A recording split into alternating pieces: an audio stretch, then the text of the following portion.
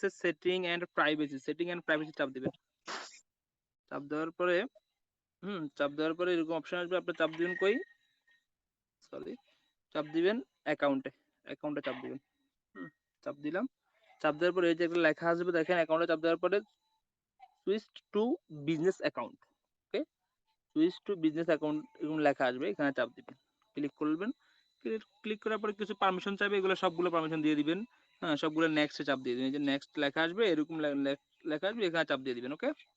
চাপ দিলাম, আবার নেক্সট, অ্যাগেন নেক্সট। এখানে চাইলে আপনার কাছে ক্যাটাগরি, তো আপনি কি করবেন, একদম স্ক্রল করে চলে যাবেন নিচে, একদম নিচে যাবেন, দেখি এই অপশনটা আছে আদারে ক্লিক করে দিবেন, ওকে। আদারে ক্লিক করলাম, আবার নেক্সটে চাপ দিয়ে দিলাম।